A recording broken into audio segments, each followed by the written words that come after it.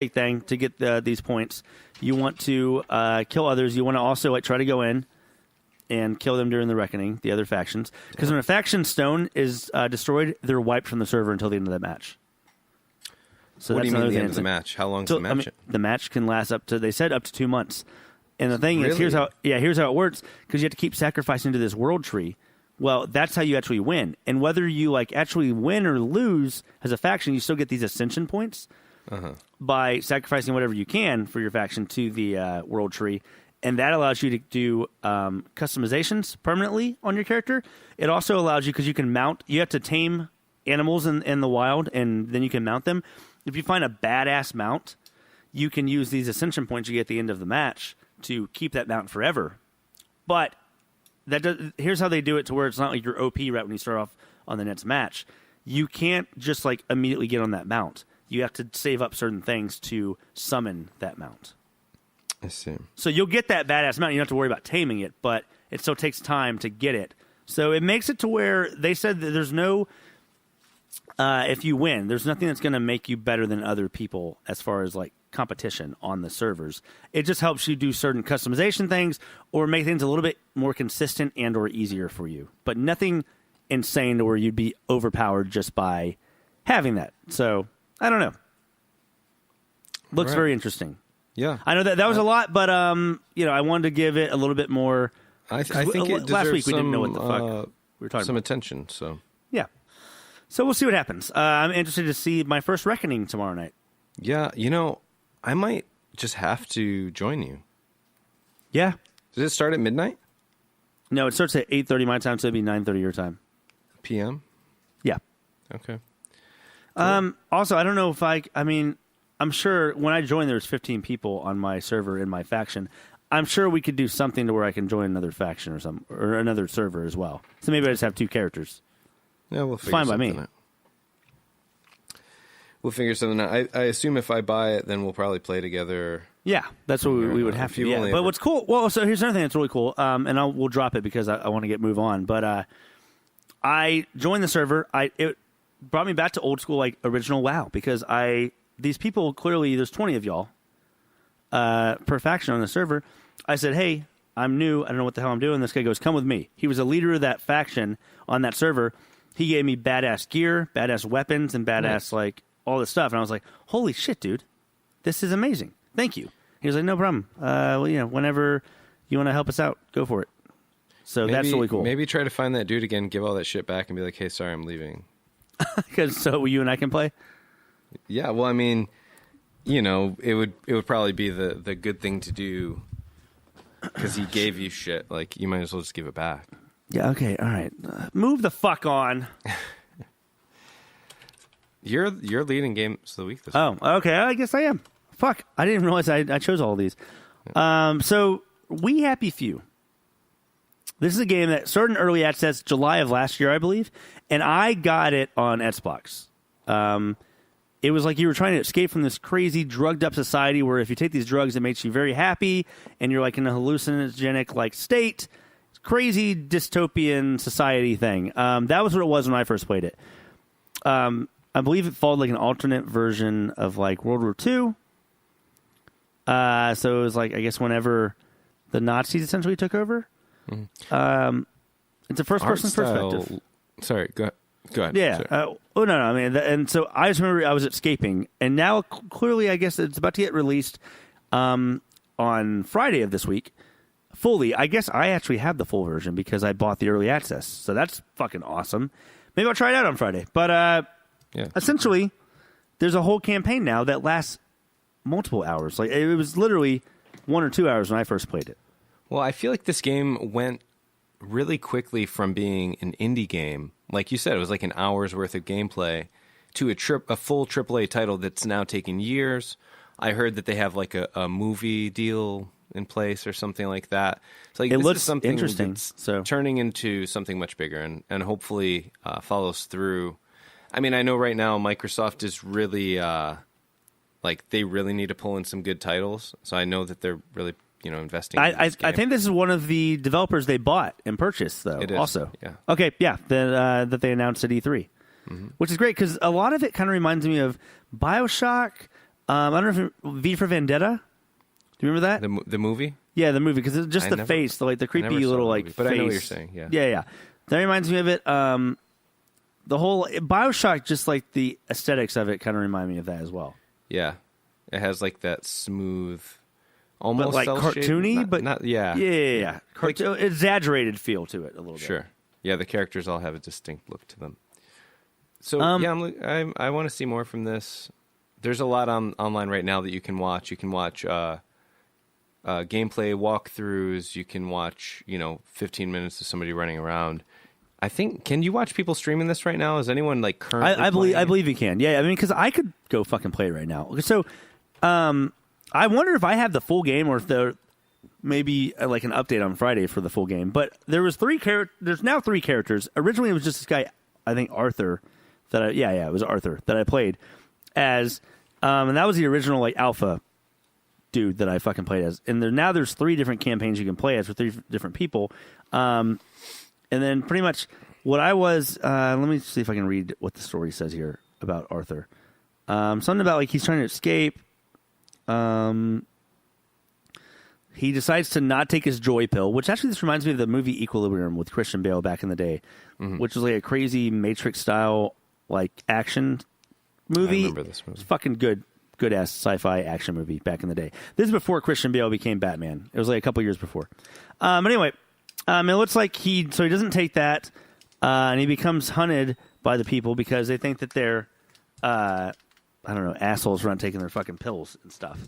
So, I don't know. It looks just like a very, like, society trying to take control of you, and you're trying to revolt against them style game. Indeed. I guess we can move the motherfuck on from here. Next topic.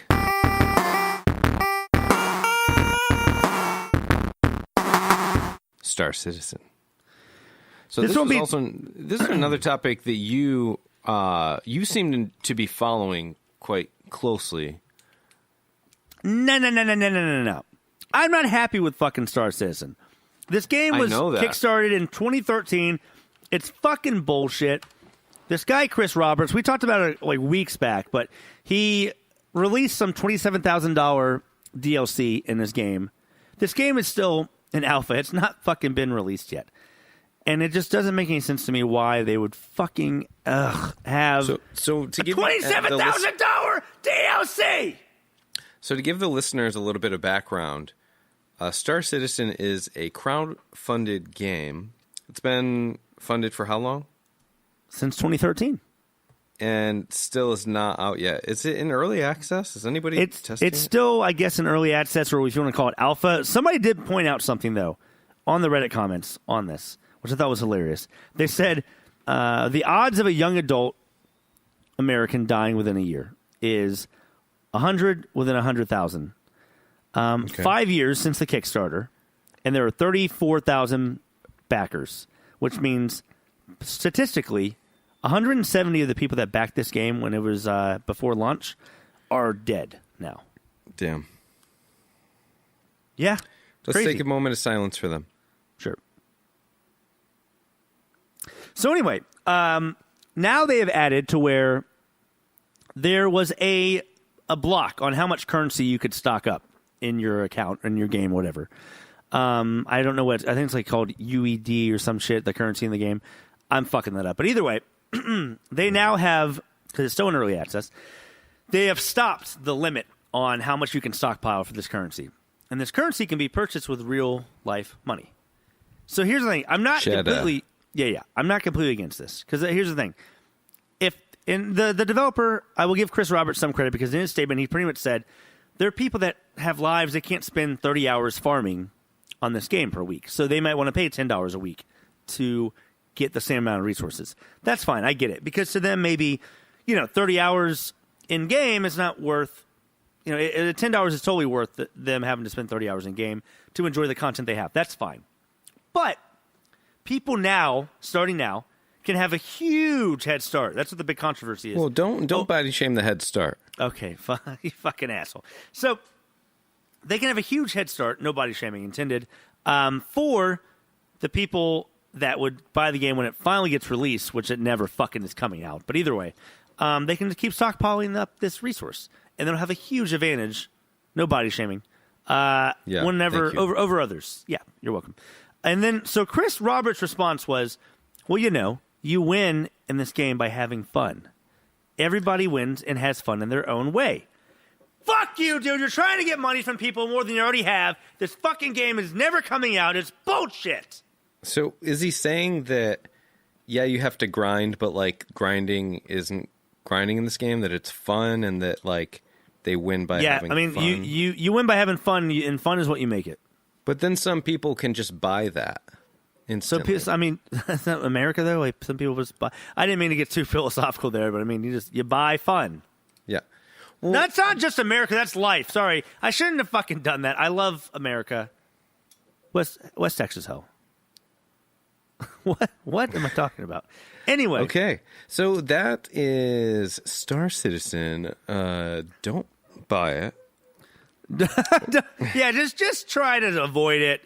It comes really skeevy. I think and eventually I'm going to actually look into this game. It looks like it's like that game Eve, where it's just too much. It's too much. I can't keep up. I can't.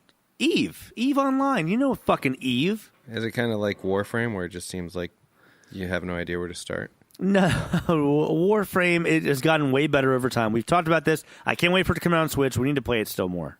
Yep. Oh, that's right. It's coming out for Switch. Yeah. Also, Paladins, you can be third-person mode in that game now. Paladins, I forgot to you mention can be that. third person in that mode. I don't know if that was like a poor man's Yoda I was doing or what. It was bad. Greetings. Third person mode, you will. Dude, do Fred Durst as Yoda. Oh, shit. Let me look up a Yoda quote, and then I would do it in fucking Fred Durst. Hold on.